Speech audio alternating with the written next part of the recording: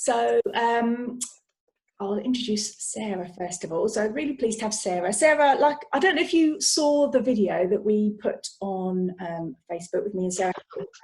It was it was a bit of a windy day, so some of it wasn't very clear. But basically, so I met Sarah Knight when she trained me in forest schools initially, and we've just kind of kept in contact over time. Sarah lives in Suffolk, not very far away, and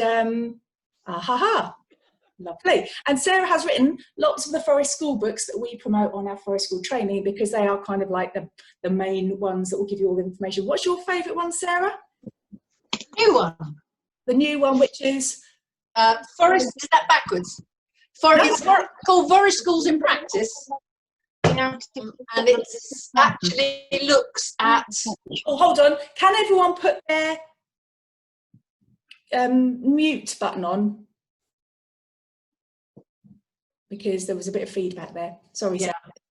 That's okay. Yeah, Forest School in Practice updates everything, and it goes from childminding through to working with adults with mental health problems, with chapters on every single age group.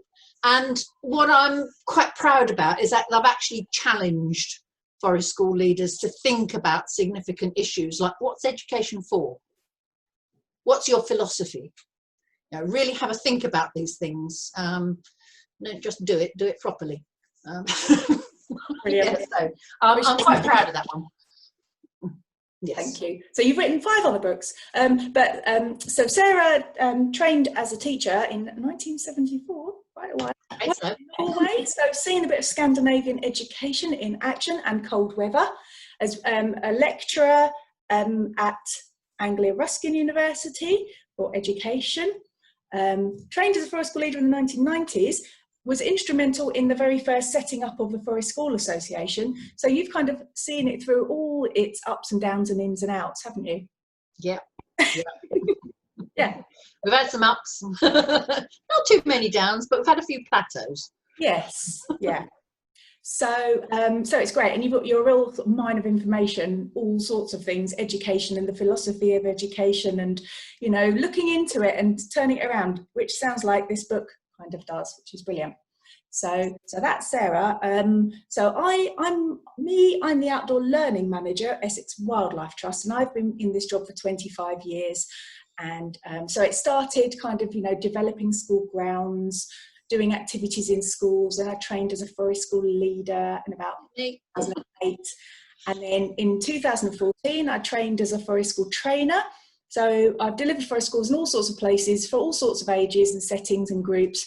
And now we do lots of training courses. It's sort of built up over time. We're probably the lead forest school trainer in Essex now. And now we're having to adapt and started doing courses which are delivering the theory side, which we'd normally do in the classroom, on Zoom meetings. And we're sort of still building the group like this, and then we're going to all go out and work sort of face-to-face, just outside, within COVID restrictions in the summer holidays, hopefully, if the guidelines don't change. So so that's me. And then we've got Lucy, who's doing sort of looking after the technical side and admin side. So Lucy, do you want to? Yeah, so I've been with the trust for about 3 or 4 years. So I'm quite new to it all, but because it's my full-time job, I have learned quite a bit. And at the moment, we've been doing a lot of videos for this wildlife TV. And next week, I'm really excited because I'm actually going to do a forest school session for the first time in like 3 months. So I've got a few schools that are interested. So I'm going to be there next week, starting up some forest schools and being socially distant and working with the fact that they're all going to have individual kits. So yeah, so that's. We've got a really long risk assessment, which yes, teachers here, you're kind of familiar with that. Thanks, Lucy. Excellent. So so the reason why we decided to have this chat is, first of all, because at the moment the government have released guidelines. One of those sections is consider what learning can take place outside. So we wanted to provide everybody with inspiration, opportunities, practical solutions to be able to actually do that. So we thought... Quite interesting, you know, the actual wording is, because I looked at it today just to check, it says consider which lessons or classroom activities could take place outside. So it's learning. It's not just learning. Even our wonderful government who don't understand outdoor learning have widened it to, so we can be quite loose and lollygagging about the whole concepts here, I think. And the wonderful thing is, the reason that they said this is that children are much safer outside. My best friend's a deputy head, and at the moment she's moaning like hell because every single door and class and window in the school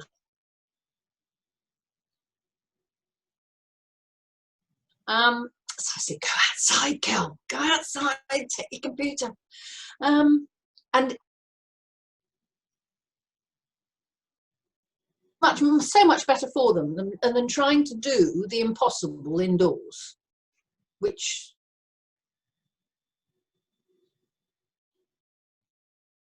they just don't get it. Yeah. And you were saying as well, weren't you, about how we could take that learning outside? I mean, yes, there are forest school type activities. Working in bubbles, you've actually got much better ratios than you would normally have for doing outdoor learning. So you're going to be 10 to 15 children with probably with 2 adults, which is perfect. So if you keep the sun off or the rain off, whatever it is.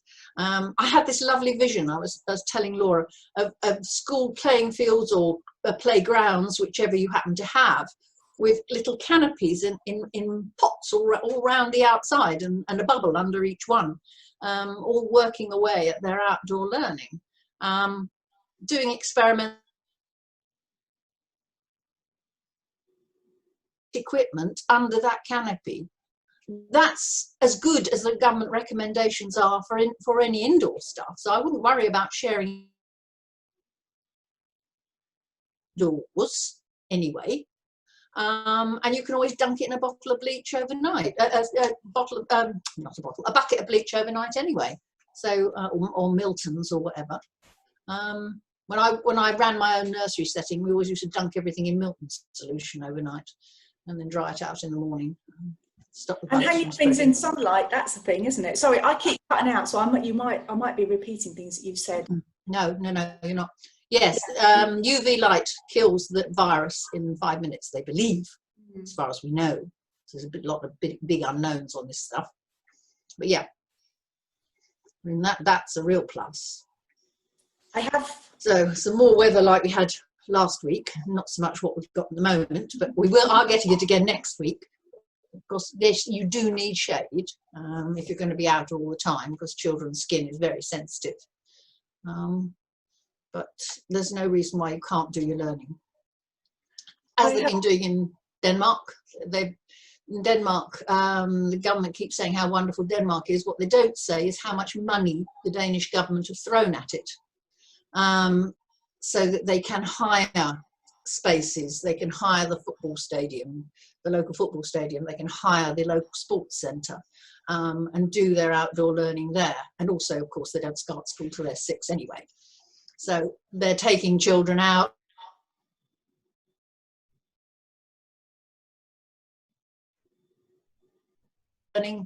And I believe, Laura, you have done quite an extensive amount of matching between the curriculum and various activities to demonstrate how well the curriculum and how easy it is to cover the curriculum through different outdoor activities. And these videos that we've got on our Wildlife TV channel, we've actually got a playlist now, an outdoor learning playlist on the Essex Wildlife Trust YouTube channel with all the videos. So this is what we're trying to do with them. She's gone again. Have I gone again? No, you're back now. Yeah. Oh, good. Okay. Don't know what you heard. But yeah, so basically the YouTube playlist that we've got. So I shared it on our Facebook page yesterday. So you can find it there. It's on the Outdoor Learning Forest School Essex Wildlife Trust Facebook page. And one of your questions was about how you assess this kind of learning outside. And it's, if you're doing informal learning, you're probably going to want to think about a slightly different approach to the approach you would take in, say, a year 1 or 2 or 6 class. It will be what you use in the foundation stage, where you observe what children are doing and record. Use multimedia for recording. I mean, if you've got permissions and everything in place, you can take photographs and videos.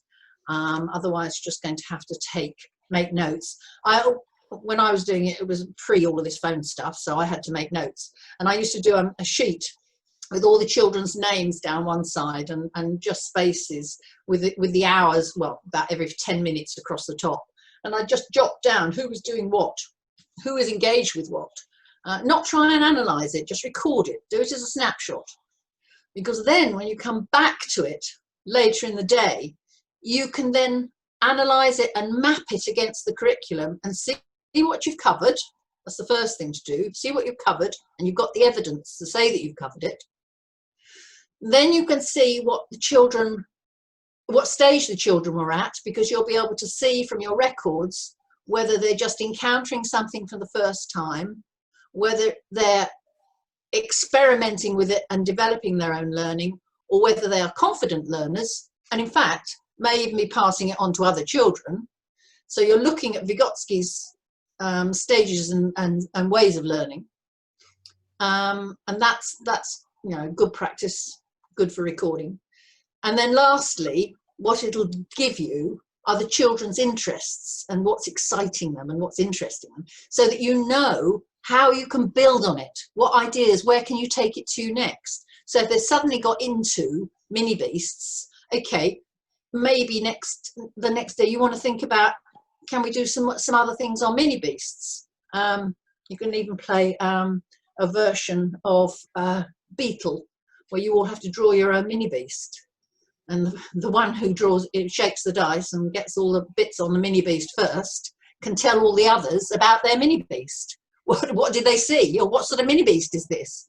They can hold forth this richness, multitude amount of language that goes on there, as well as the science and the art. So yeah, try it. I think we've got, what is it, 6 weeks till the end of term?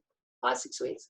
So we've got that time where really formal learning is going to take a bit of a backseat. So we've got breathing space to practice ideas for September. Use this as an experimental time to work out, okay, this isn't going away anytime soon. September's going to come with its own set of problems. Can we have the school's version of the Nightingale hospitals set up in every school, if the government do finally cough up some money and give us all these porta cabins and what have you? Probably still won't be enough. You're probably still going to need some to do some of the sessions outside, whether you're a dead keen enthusiast on outdoor learning or not. So some of the children are going to need to be out at some point every week. So now's the time to experiment with how you're going to do that. Are you going to use those as opportunities for some child-led learning, where you can observe what their interests are and build on that, and build on your own learning too, because it's a big CPD opportunity. Yeah, just some thoughts there. Thank you. I was going to say, just chip in quick, that there are lots of kind of practical ways as well to help you be outside, because I know one of the considerations was weather and how to kind of work with that. So I know that there are some TP and festival companies who are loaning out equipment to schools. Yeah, yeah. Yep. And East Bergholt have managed to get themselves a hold of 2 beautiful TPs that are just the most wonderful resource, and it's because the children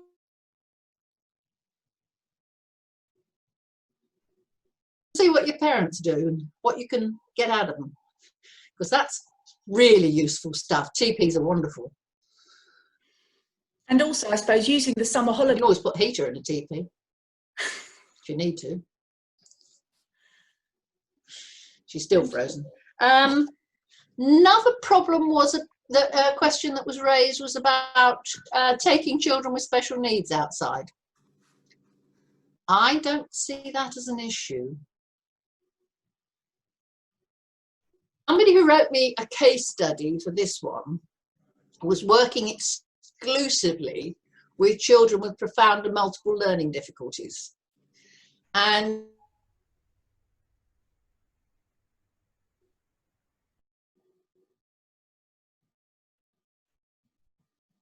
got a blind girl to throw a rope over a branch. All things are possible. And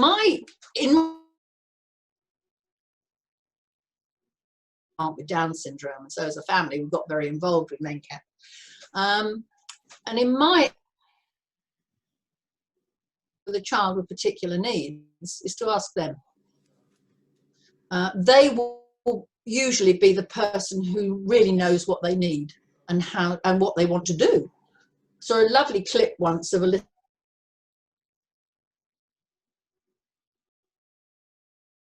to the scouts because they've got a new scout leader and the new scout leader wouldn't let him fall out of his wheelchair. And that was his definition of pushing himself to his limits. Because if he pushed himself to his limits, he usually fell out of his wheelchair. He didn't see falling out of his wheelchair as a problem. He saw his falling out of his wheelchair as a step in his learning process. I think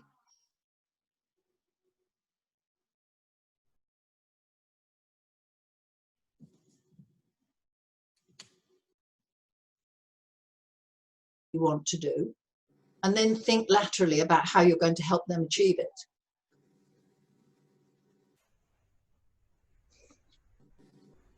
Here ended the third lesson. Anybody got any more questions?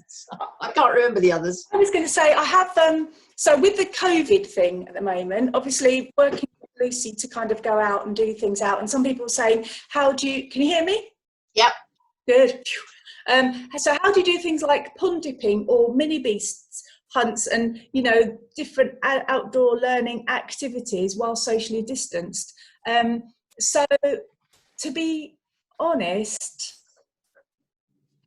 I mean, pond dipping shouldn't really be a problem because you have so many, you know, it is about people doing different things in different places. So you can have certain children, you know, 2 meters spaced, doing with the equipment away from the pond, so only one goes to the pond at a time, but you can have other children doing other things in other places. So I also wonder if maybe some of these questions, maybe you've kind of managed to kind of work through yourself, because obviously when the questions were put in, it was a little while ago, and I imagine your learning curves have been quite sort of steep in how to cope with the COVID situation. I have been kind of looking at things a lot through the weeks, and I am going to, on the event page, you know, on the event itself, I'm going to share on there. So what we've kind of hopefully talking about tonight, I've got a list of things to make sure we get it talked about, and also all the research that I've kind of found. So we've got the research that shows that COVID is destroyed in sunlight in 2 minutes. It hasn't been peer assessed yet because everything is moving so quickly, but there's, you know, I think the government say is like strong indications that in sunlight it is destroyed. So even they're saying things, and even the government guidelines change every day as well. So for example, when I looked, it was consider what learning can take place outside, and since Sarah's looked, it's changed. So it's a bit of a minefield, isn't it, trying to keep up with it all. And I think we're waiting now, aren't we, for the 4th of July, maybe, for the next kind of big change, potentially, unless things go backwards. But we were saying as well in our video that obviously this has been done, this taking learning outdoors in response to a pandemic has occurred before, because tuberculosis in the 19th century, there were lots of fresh air schools that started in Europe, in Germany, in the 90s, or about 1900s, and then by 1937 there were 100 fresh air schools in this country. And I don't know if you've seen pictures of them on the internet, but they're a little bit different to us, because it was kind of desks in rows and chairs with everyone sitting at them, just working outside. They'd taken their chairs and tables outside. And also there were classrooms with basically the 4 kind of pillars at the corners and a roof, and no windows and doors. So that's, you know, that's what they were doing. And yeah, so it was considered to be, you know, to be the way to learn. And also talking about the shelters, I mean, the summer holidays is a perfect opportunity to be looking into how you can provide shelter. There, September, we always say, because we have, obviously we deal with lots of school visits and everybody wants to go out in the summer term. And we always say, actually, it's the autumn term that's the better term. You have more reliable weather, especially in September, than you often do in June and July. I mean, look at, you know, today. So, yeah. It's normally still warm, so sort of like Sarah said, getting it practiced now, and then getting, you know, consider where you like to, you know, which areas children learn best outside. See what they do, and then decide, you know, and look at the sites and see whether you can use a tarpaulin canopy. I know that in your friend's deputy head school, they've got tarps everywhere, and the reception children are out continuously the whole day. So, and well, their reception class teacher, who Laura and I both know, is forest school trained, does help. Yeah, but it doesn't mean, so you don't have to be forest school trained to sort of to think like this and work like this, you know, and try it with the children. So I'm saying now, but yeah. And like I was saying, you know, these videos that we've been doing, you know, show them to the children indoors, see what they think of them. We've had when they go out. We've had a question which probably does relate to what we've just been talking about. Oh, and the reason that Amanda trained as a forest school leader was because she was already an enthusiast. And I think that is the case for a lot of people. They go on to do that kind of training because they're already excited about learning outside the classroom. And we've had a question, and it's disappeared again, so I'm not quite... I can see it. Any tips for getting schools on board? Lots of negativity from other staff. Yeah, quite often you feel like the lone wolf in your setting, trying to go, come on everyone, it's really good, you can get outside, you can do so much, and everyone's going, well, I don't like it. Well, and also another thing, I think, is to be aware that some, you know, some staff, they're used to controlling a class, and it's kind of scary considering taking the whole class to a place where there's no wall, and what will happen to them. And you know, that I think it's about people being able to kind of openly and freely admit their kind of concerns, their fears, and working with them. So you can say, just go out for 5 minutes to start with, you know, things like yeah, using evidence. So anyone who wants to put a good quote about what was brilliant about taking them outside, you know, and cut and paste that and send it to them. I was going to say, we're going to start to offer free Zoom meetings for a sort of staff at a setting to be able to talk to them, inspire them. So it's kind of like an outdoor learning consultancy. We're called Inside Out. We're just sort of trying to use our expertise and our knowledge and our skills to support everyone learning outside. So we can take a certain number, you know, a Zoom meeting's quite easy to do. So we can support you like that. If that would help, just email us. I think that's a very good point, that you have to allow people to admit and say, I don't like being outside, I get hay fever, I've got a very blonde skin, I burn, I'm scared of spiders, whatever it may be, so that those things are out there and they are managed, rather than, come along girls, don't be so silly, off we go, which doesn't always work terribly well. I had a lot of colleagues at the university who thought I was completely barking mad, and I remember going out, we were working with clay in the pouring rain, and the guy who I was working with, and he was the potter, he was leading the session, he wanted us all to create something with clay and have this intimate relationship with the tree and the clay, and we were sort of putting it on, and my friend Paulette screwed hers up in a little ball and put it at the bottom of the tree. I said, what's that, Paulette? She said, it's dog shit, because I don't like this. You just go, this is a lady who is a doctor and very respected in her field.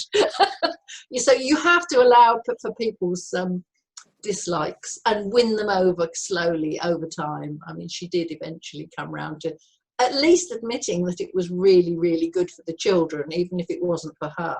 And I think that's really important, that they get to the point where they admit that even if it's not good for them, it's good for the children. And let's find a way of exchanging the sessions. I know in the bubbles you're supposed to keep the adults consistent with the children, but maybe there will be a way around that by September, so that those who do like going outside can go outside and those who don't can stay inside. And also the people, when they do bring up their worries, fears, concerns, the careful bit is trying to move them from that place, because sometimes that is their place and that is what they want to say and that's where they want to be. They don't want to be moved out of it. So it's trying to think very creatively to so there's loads more of steps, baby steps. Yeah. So I'm just trying to see, there's loads of messages. Nicola wants to know about lesson plans. She's been asked to produce lesson plans for outdoor learning. Yeah. So, okay. So one thing I'm working on is, well, I'm not working on, I've already done it. So I went through the whole curriculum and I sort of gave ideas for all the different, so it's Key Stage 1, Key Stage 2. I mean, really, early years, everything you do is linked. Yeah. So it's Key Stage 1 and Key Stage 2. I did say I sort of struggled when I got to fractions in year 6. I couldn't really do, but then I'm not very good at maths, so maybe somebody could do that. Karen's done a math trail. Sorry, I should introduce to you. Well, I don't know if I can do that very easily. She's there on my screen, but Karen is doing videos. Karen M. Oh, thank you, waving. That's a good idea. So Karen has done this week. Last week she did a maths leaf activity, and this week it was a stick maths activity, but all sorts of things, you know, estimating distances, all sorts of things you can do outside. So yeah, so I have created that for the national curriculum, because I mean, like we've said, creating these videos all the time, it's just all stuff that we have done for years. We've got like a whole bank of stuff up in our brains lurking hopefully somewhere, so it's just, you know, sharing that so that everyone can take learning outside. So hold on, I'm just trying to. Well, as I was saying, with the assessing what you've done, yes, the first one, your lesson plan is going to be probably a work of fiction. But after that, after you've done your observations and your assessment, you are planning. You're looking at what the children want to do, and you are planning with that. So you are producing lesson plans. Yeah. And they may not look exactly the same as the ones that the school use at the moment. It's back to front, isn't it? Yeah, really? it is. Yes, it's what I call retrospective planning. That's the proper word. I was going to say also, I think a key thing about people who are kind of like more negative about it, you've got to have the support from the top, really. That's the only way it's going to happen, because people are employed, and if their employer says this is how we are going to do it, then that's how the chain of kind of, you know, command kind of works. So they'll, you know, have to, if the people at the top consider it important. So if you've got a problem with your leadership team finding outdoor learning a struggle, I think it's going to be much harder. So get them on board in some way. I mean, there are all sorts of research about the benefits to, you know, it depends. What is your key area of sort of importance learning at the moment? So is it well-being? If you've got well-being, there's loads of research about the benefits of well-being and outdoors. Is it language? Is it speaking a language? You know, the richness of language that occurs outside, there are research. So Sara has put together a list of research articles, lots of them she has written herself. So I will also share that on the event. So if you look on the event after, you can go through, pull out what you need. Yes. I would also recommend at the end of the term, if you're doing a staff development day and you're feeling brave enough, lead it outside. That's what I was going to say, actually. When we went to Scandinavia, we went to Sweden, we went to see the early years provision, and what we found is that it's not, you don't go in first of all, settle them down, and then go out. the parents drop the children off outside.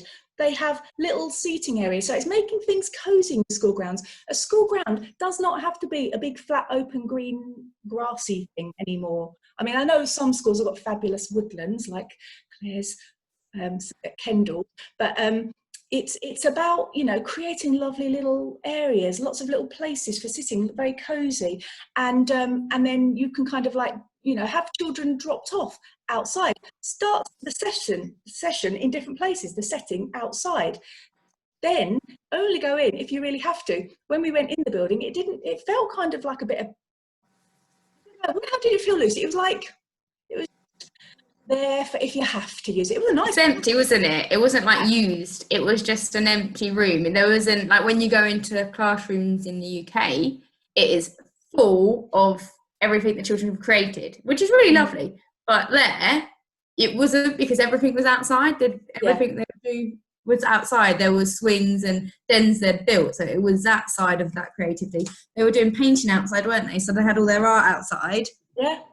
And letting the grass grow, you know, just having a bit of, obviously you need your running track and you need your football pitch, fine. But just have a bit of grass that isn't cut all the time. Training your site managers is a thing, you know. This is where you hit the problems. I used to get terrible trouble with the caretaker clearing my loose parts away. You know, a lot of learning outside is about using loose parts, isn't it? And he would try and tidy them away. You've got to have that leadership there backing you up. And you've got to have everyone. It's got to be well thought out, and timetabling the outdoors also, so that everyone knows they've got a slot when they are expected to use it, and everyone knows when they're expected to use it. So if they're not using it, it will be apparent. So that's another thing to do, and use all sorts of odd little corners, you know, involve the children in, like I said before, where do they like to be, you know, where do they head to? So creating Simon, I was just going to say some of the comments. So Simon suggested that doing a staff for a school session, that will convince anyone. Sometimes getting the adults out and doing it and showing you, I think sometimes it's opening the adults' eyes to that space. They just see it as trees and dirt. And actually you've got to inspire them to see what you see. So it is getting them out there and being like, actually there's all this potential. They just don't see it.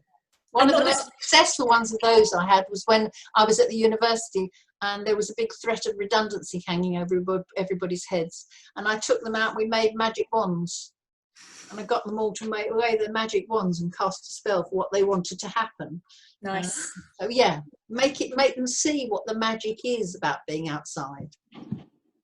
I've got a question here. Any good ideas for creating shelters in field spaces with no trees? So, by the way, I was just going to go back to what Lucy said. Obviously, if you're not for a school trained, you don't have to do it for a school session outside. Just be outside, especially in this weather.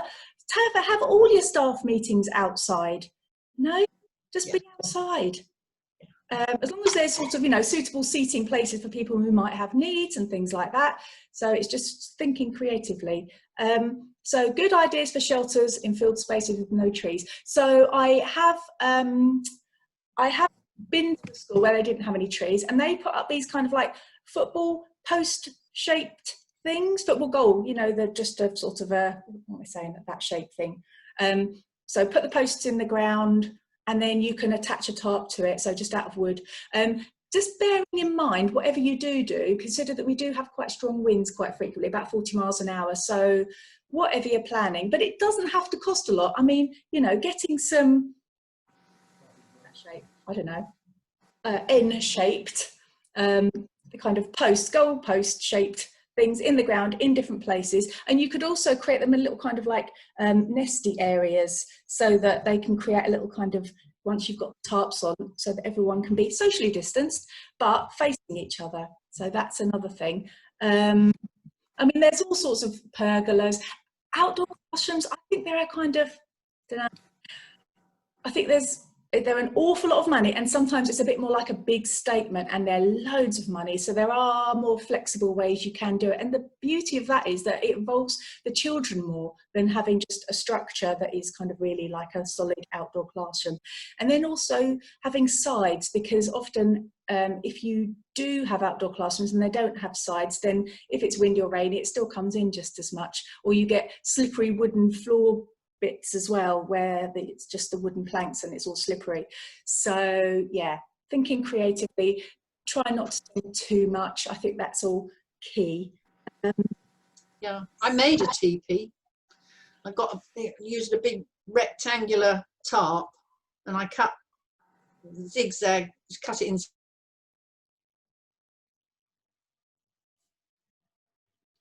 A thing of beauty, but it did work, and the kids could put it up. It was about 6 foot high, and it would take, I mean, this is not social distancing, so I'm not getting confused here, but it would take about 8 4-year-olds sitting in a snuggly circle telling each other gossip. Oh, they did gossip, but you know, they'd worked out how to put it up and they could do it. So you can use something like as basic as that just to keep your equipment dry. If your children have got the right togs on, you don't need to keep them dry. As my mum used to say, drips don't get wet, they get bigger. No. So I'm a great believer in children experiencing all the different weather that we have if they've got the right clothes.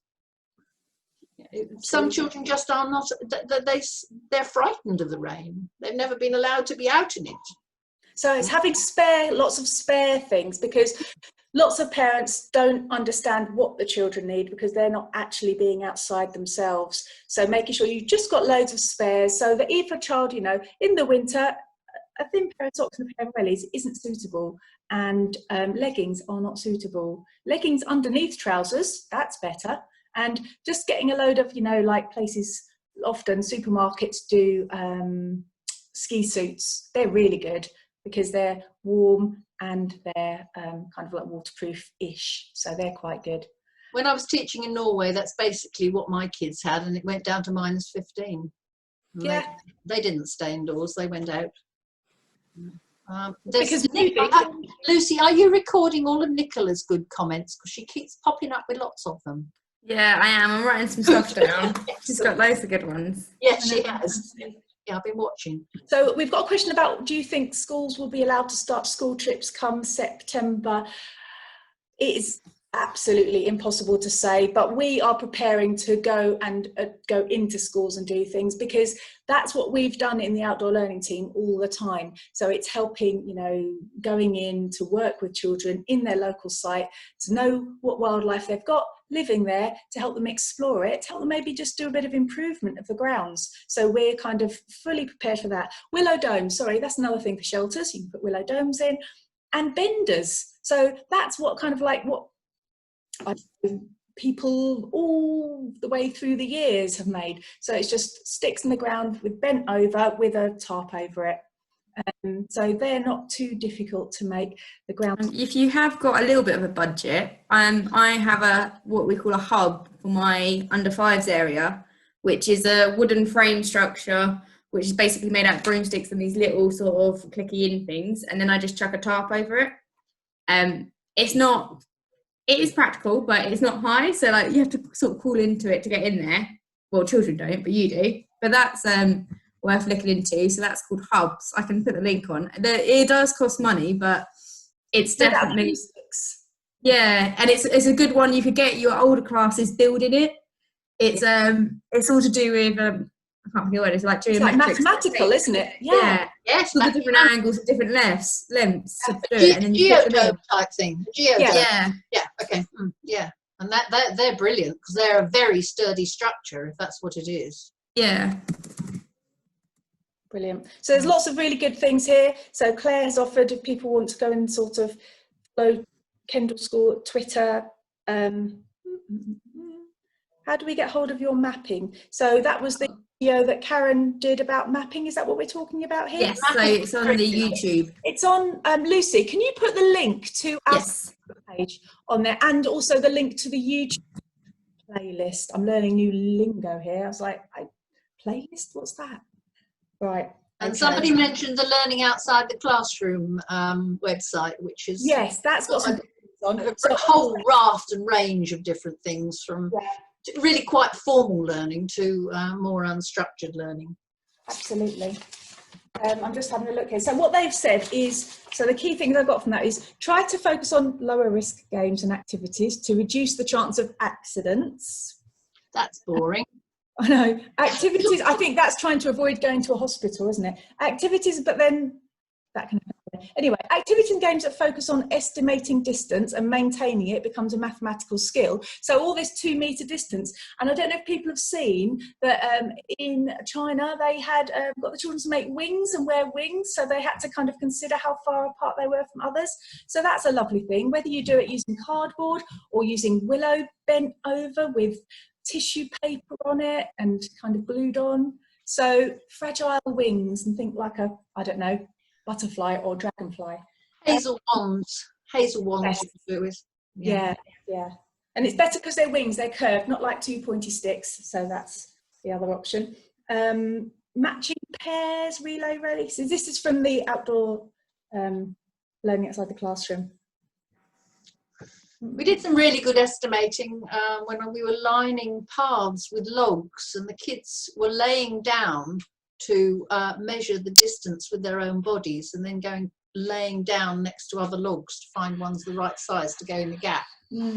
Really good mathematics that way. We say even asking if people have old tents that they would donate. That's another thing. Even if they're not 100% waterproof, they're going to get... Simon's just popped up down the bottom. Pardon? So I just suddenly seen Simon Turner down the bottom of my screen. People keep moving. Hello. Aha. Yes. So, I mean, well-being is a really important thing for working outside. I'm just having a look. So someone else also said about risk assessments. Wow. Carrie Ann. Okay, yeah, we have. My biggest concern is ensuring my risk assessments are spot on and completely up to date with COVID regulations. Yeah, so we can talk about what we did. So there is a Forest School Association risk assessment. It's quite basic. It really kind of says follow the kind of guidelines by the government, wash your hands, that sort of thing. So we've kind of thought through procedure, but we're coming onto a site, so it's a little bit different because we have to think about how to transport it. But we've done things like face shield just for setting up and setting it all up. Lucy, do you want to talk about what you've kind of prepared next week? So what we're starting off with is that, so obviously we're smaller groups now, so I'm going to be working with either moment it's about 10, 7 or 12, and I've got individual kits for them. So they've basically each got a little rucksack, and inside that I've done some ID sheets, a bug pot, scissors, string, a pen, and then in the rucksacks they've got a pocket in the front. So in the front pocket separate I put in a palm drill and a peeler, so the tools, but because they don't need to worry about that. And then I've also got gloves for them so they can use the tools. And then there's a few of them have got trowels for digging. I've also done a mixture because I didn't want to do all of them. So I've got a mixture of a hammock that they can put up by themselves and use, or they can do a bit of den building with some ropes and tarps, or they've got some stronger ropes so they can do a log swing or a rope walk. And it's all new, so how are you doing it, Lucy? One sec, he's just going to patch me in. Lucy, how are you going to do it so that if a child wants to do... Oh, she's off. She's off, she's going to get a kit. I'll just get her to talk through how she's... Lucy, how are you doing it? So, for example, if a child wants to build a den, so then what are you doing? You're going to have some tarps and ropes. So once the child has taken that tarp and rope, what will you do? So what I do personally, or what will they do? So they will make sure it doesn't get kind of cross-contaminated. So from what I can understand, I mean, we're going to have a chat at the start.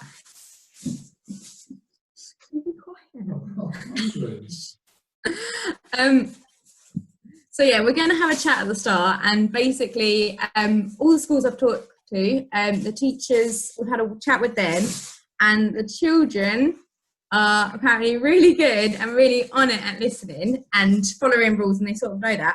So we're going to have a chat at the start and be very clear that it is different to a normal forest school session. So yeah, it's just going to be a lot of reassuring and talking to them basically. And how would you clean up the ropes and the tarps at the end? So because ropes are fabric, so it's around 6 hours. So so generally speaking, the virus will stay on fabric for about 6 hours. So that's not too bad because that can be left in my van. But if not, you can put them in the washing machine. So you can put them in a pillowcase and put them in the washing machine and wash them. Plastic and metals is normally about 3 days. So that stuff I'm actually going to clean. But I think, yeah, so generally most of it will be clean except from the fabric, which again, I can sort of leave to a side and know that that will be fine. But yeah, so I've got, in my van, I've got a tray for dipping, I'm going to have my fairy liquid and hot water mix.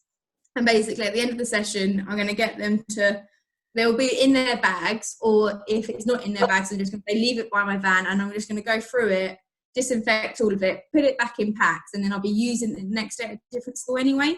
And the plan is that as the weeks go by, I've got some little labels for the bags so that they can get a bit more personalised. So I'm going to start putting their names on them and saying, so typical, because this is all based on forest school, not which is outdoor learning, but more specific forest school. So at the end of the forest school session, you always sit down and reflect on what you've enjoyed and what you would like to do. So I'm going to take notes about what each individual child would like to do, and then make a note that think, right, next week in their bag, I'm going to have that so they can do that. So if a child wanted to do a paracord bracelet, I could put a bit of paracord in their kit and they could have a go at doing that. So yeah, that's roughly planned. But like I said, it is my first week of doing forest school and it is new. So, and I've got different year groups and different ages, so it's going to be interesting. But I've just thought I'll start with a basic kit and then see what we can sort of go from there. I think that's the thing, you've got to be flexible. You've got to be ready for change. Yeah. And just use your common sense. Well, this is it. And like, so me and Karen, who's also on here, we were having a chat because for me, we use a talking stick to go around the circle, which obviously you can't use because you'll be passing the stick around. So we just said we're going to have an imaginary talking stick and do the hand motion and then pass it on and do it that way, because you can't have that physical item. So you're just going to sort of replicate the stuff in the way that you can do it. And the other way would be is if you had a stick like the hands of a clock. Yeah. So you could lay it on the ground and it would just point at the person whose turn it was to talk. Yeah. That would work. There's loads of different ways. You just got to be adaptable, haven't you, and work it out. And I think you've got to work with the children. And I'm going to be honest with the children and say, look, the first session might not be what you expect, but I can't do anything until I talk to you. And so we'll just see how today goes. And then next week we'll have more ideas. And it's even simple things like, I would like to have a fire. I know that we can't cook stuff, but just sit and have a fire. And it's trying to work out, if a child wanted to do that for me, how do we do that so that they can do it and I can supervise and it can be safe. So it's just working out in steps and stages and just thinking about it as like, don't worry about everything at once. Just think, right, I'll start off here, I'll work on that, and then we'll do it step by step and build up to it. So what you're doing is, if somebody, for example, is going to go back to this, but if somebody wanted to build a den, you're going to give them a tarp and a rope. So they are going to build that den. And then when they have finished with that, they are going to bring it back and they're going to put it in a... It's going to be fantastic. Children are going to pack up. I'm not going to have to tidy. Well, so they should.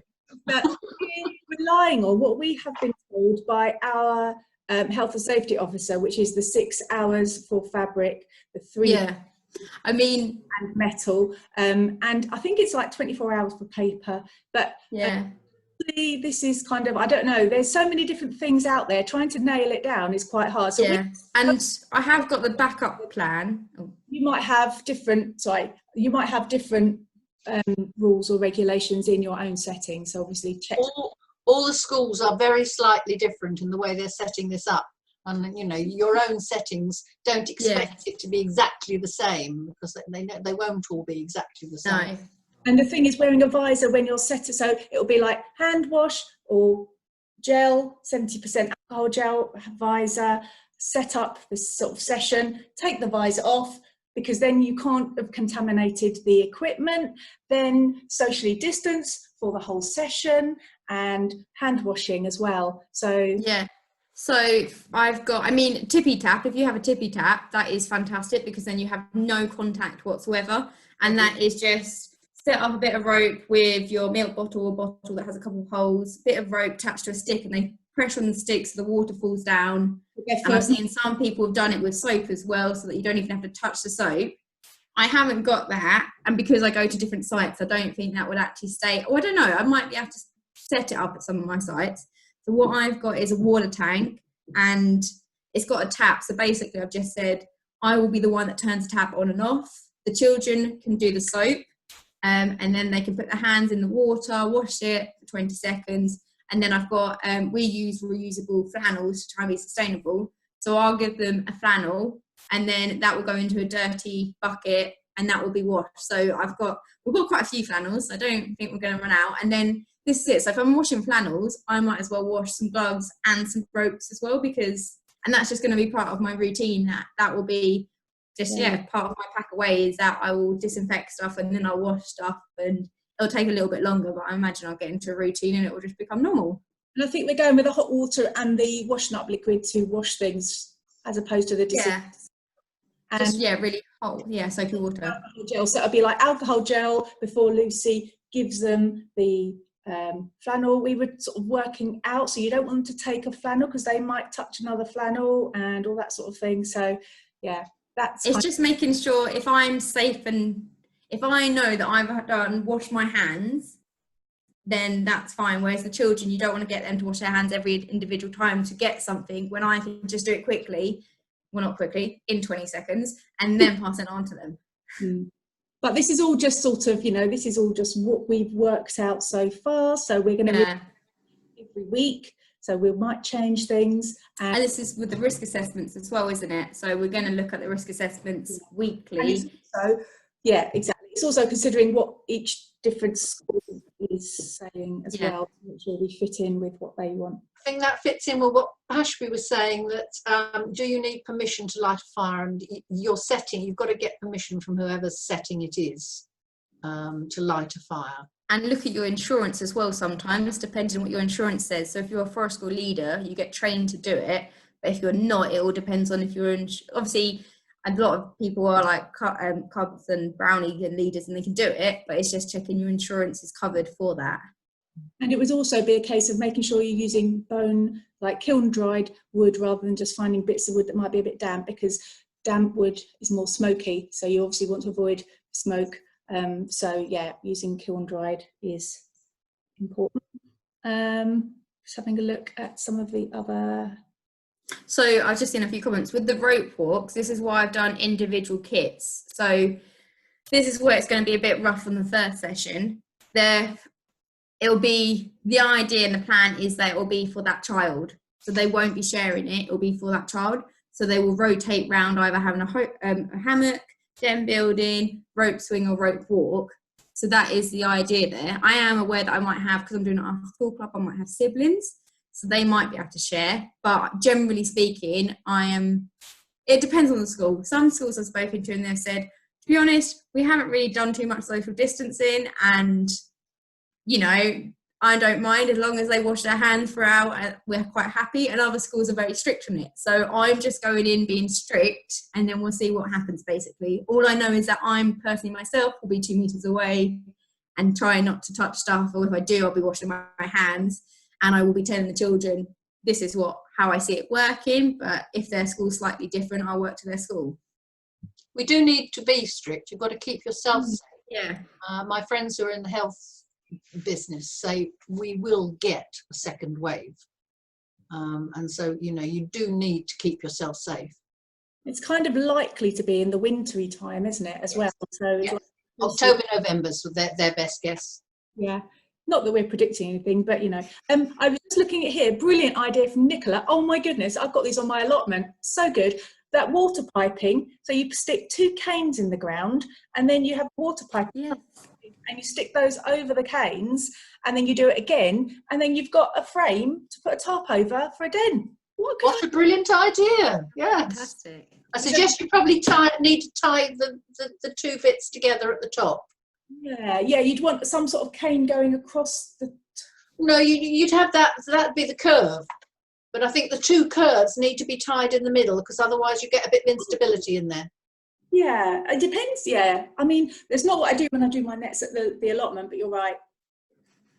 You can work it out, but that's a brilliant idea, yes. Just water piping, excellent. Yeah, very good idea. Like that.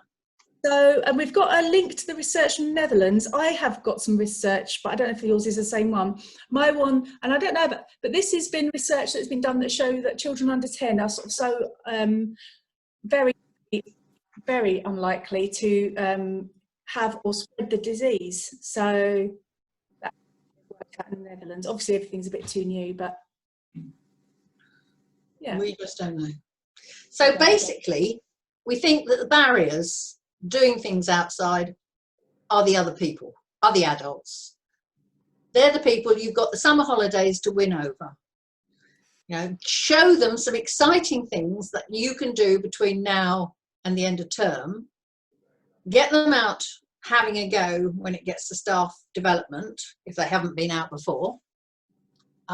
Twist the arms of the PTA or whatever organisation you've got to help you get materials for making shelters for the autumn, and see where we go from there, I think. Heidi's been told you can't use material at all. Some people can't, can they? I think it's easier in an outdoor setting, isn't it, than an indoor setting? But that sends a message to me that your team, Heidi, don't understand outdoor learning. I think they need to go and do a forest school session somewhere. But if the leaders don't understand, we all do. it's going to be an uphill struggle, basically, isn't it? And gloves for setting up or cleaning equipment, no, because your hands is far better. People tend to rely too much on gloves and they think that's going to protect them, but then we've seen saying that you're more likely to contaminate yourself just when you take the gloves off, or so we're not using gloves, we're just sort of considering our hands to be, what was it somebody said, put your hands in some cow and that'll stop you from contaminating anything because you'll just be so about them. But that's what you do all the time. Maybe not to. Simon's just suggested using Free Cycle to get the stuff you need for the... Yeah. It's good, yeah. And do you require permission or a license to make fires? Yes, I wondered about this because we haven't actually discussed this yet about having fires, but in the regulations at the moment, is it advised that you don't have fires? That's something to look into, the government guidelines. Why? I know there was... challenge that.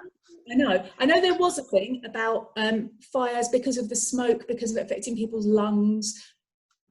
That was large fires though, wasn't it? Well, exactly. We're talking little tiny ones. Yeah, ours is similar to a barbecue, I'd say. Yeah. Well, that's true. Our barbecue's banned. Nope. No, they're not. My next door neighbour had one last weekend. Okay. Yeah. If anyone can find any guidelines that say you can't, that is totally fine. So Julie has just said that she's struggling with finding the peoples and stuff like that, and they'll say that you can't let anyone in. Basically, schools not allowing anyone from external coming in. So basically, it just depends on the individual school's guidelines. Saying no visitors, some aren't. So, but I think it might change from the 4th of July. Who knows? But that seems to be the kind of what is happening. So it's a case of just kind of keeping your ear to the ground and looking out then. Because I know that at the moment they're also saying that holiday clubs are banned, can't do holiday clubs in the school holidays. So, but again, it's kind of, you know, if things continue to progress in the way they are, it seems to be that potentially could change. I think that is very likely to change because they're going to need somewhere for the children of carers to go. Absolutely. And I wonder if the Forest School Association is doing anything to kind of, you know, stand up for its members and push for these changes to happen, because it could it's not considered. If there's so much being considered, you know, I want to make sure that Forest School and kind of the opportunities for children to learn outdoors in the school holidays and have summer clubs. Well, I did say to John Cree the other day, you know, we really should be doing a public push on this. And he said, there are plans afoot. Needs work. That's the thing, isn't it? It doesn't, yes, it needs to be done now. We need to be out there. But this is a good, doing something like this is a good start. But, you know, yes, it does need to be out there. We do need to be saying this is the way to go. And also insurance, checking insurances. Sort of, you know, checking your own insurance, checking your sort of, if you're a freelancer. So what you can do is important. So if they're a good insurer, they should say that as long as you've got the sort of, you know, the regulations and the, you know, the if you've got strong policies, procedures and assessment, and you're following the 5 steps for a workplace, that, you know, it's about being thorough. Yeah. I don't think there is, well, it is safer to be outside than it is to be in. And that's, you know, that's a simple, good starting point. It is safer to be outside than it is to be inside. So we've got from Lorraine, we said no fires. Well, we weren't sure, but we were saying no cooking. So would it be okay if a leader cooked on their own and passed some s'more or whatever you have cooked? So what we considered is, if we were going to be doing things, if people brought their own food to cook and their own utensils, that is a way around it. But it's thinking, yeah, so it's trying not to have the contamination, it's trying not to touch stuff, so it's especially going near their face. Yeah. We did discuss potentially like popcorn, because you do it in a sieve which you don't touch, and then you could tip it into a bowl, and then you could potentially spread it into several different plates to give to them individually. But it just gets a bit confusing, so I think it's sort of a thing that will come on later on. Definitely, I think fires is possible, because I think you can enjoy fires, and it's just sort of, rather than me doing it, it's trying to work out if other children can do it rather than me do it, so letting them have that experience. But yeah, I suppose it's considering, you know, the first step is being allowed to have the forest school, so that's lovely for them, and other things they can do that doesn't mean that they have to eat, and if there is, then, you know, build on that later. Wait till you get confident doing a few little things. And toasting a marshmallow might be easier than popcorn, because the children would collect their own stick, they'd peel the end of the stick, they could then skewer their marshmallow and toast it. You know, it's not much touching involved there. It's just the bag of marshmallows, all the marshmallows in one bag. That was what we were thinking on. Yeah, but you'd have one person, and when you open them, you don't touch the top, do you? So if you I'm trying to think. So stick to poke in there to get it. Otherwise, unless you wash your hands and then you give them out. Yeah. Any comments? You just have to work out the procedure, don't you? Yeah. Definitely. It's thinking about it all the time. Right.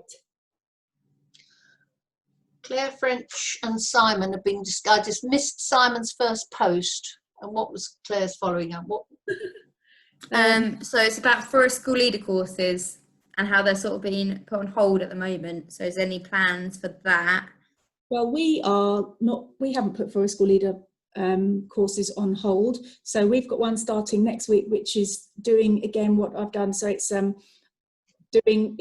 weekly, this exact time. So 7 till 9 on a Thursday night, Zoom training. So what we want is for the trainees to still have an opportunity to bond. So there are other, what's it called? Blended courses, but that is doing it individuals going and looking at reading stuff and working. But we kind of like the being together and building a community. So for all our forest school training, we also offer, we have a WhatsApp group for it. They can compare notes and things, but we're doing these 2-hour Zoom ones, and what we've done is, for the last lot, we did most of the learning unit, most of the ecosystems unit, and handbook, just to sort of introduce it. And it's actually been really good, because we've been getting them to do a worksheet each session, and then they've been emailing, we've been putting their portfolio for them. So when we meet up face to face, we're going to just be outside the whole time. I've got a risk assessment for that as well,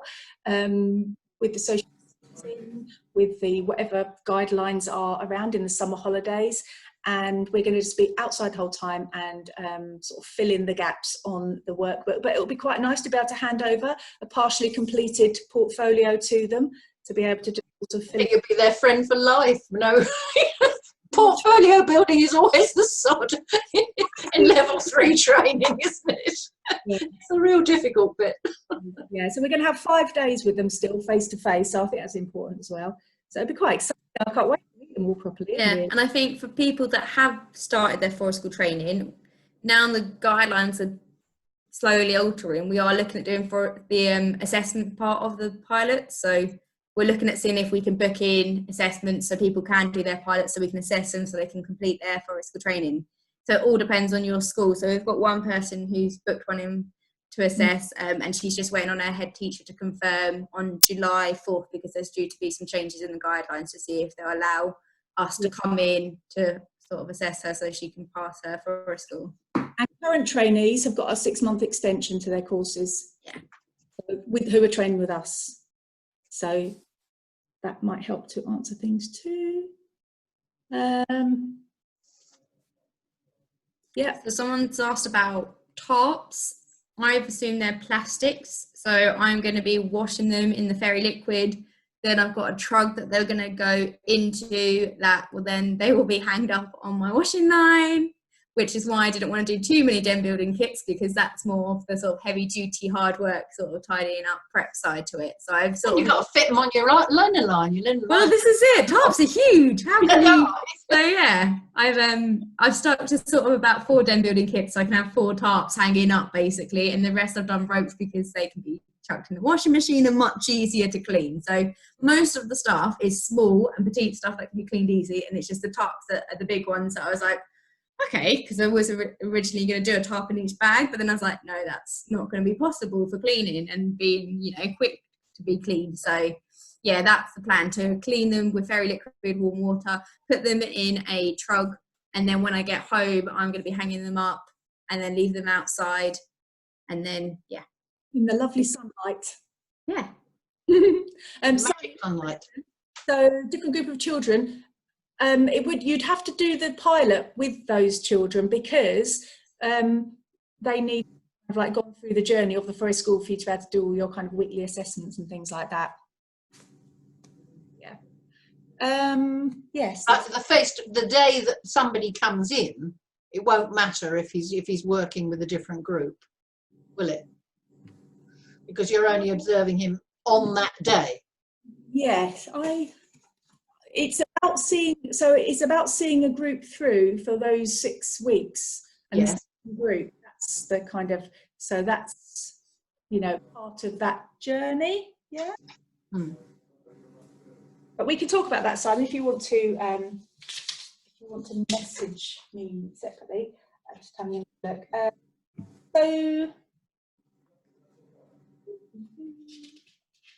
Let's look at the list. Yes, exactly. Just having a look.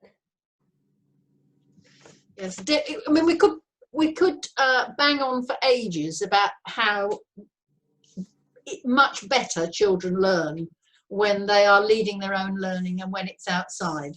Could you explain the reasoning behind that, Sarah? I could, but yeah, you're really you're delving into 2 sets of theories. You're looking at the early years theorists who like Vygotsky and Piaget, and they're into learning from other people and learning through doing. So that sort of covers that self-directed side of it, the fact that children have that intensity of learning when they're working in their zone of proximal development. So the things that they can do, the things they can do with help, building towards the things that they're going to learn to do next. And that's the Vygotskian Piagetian perspective. But what forest school does to add to that mix is play work. And play work is about being outside and using loose parts, which are the junk that's lying around. It originated in 1951 in Denmark again. It was brought over here. It was general after the Second World War in Denmark. observed that children weren't doing deep learning in the way he thought they should be. And he invented this thing called adventure playgrounds, and that's where playwork theories come from. And the adventure playgrounds are full of junk, because he was using what was lying around in bombed cities. And he saw that the children who were racing through the bombed cities were actually learning all sorts of valuable life lessons, things, again, about mathematics and science, in a really deep way, in a very constructive way. And these weren't little children, these were older children. So he set up adventure playgrounds. So you add that idea of loose parts, of putting things together and constructing things, of manipulation, of cooperation, of team working, and being outside, where you can use all your big muscles, because these children are growing and stretching and developing. Add that into the early years mix,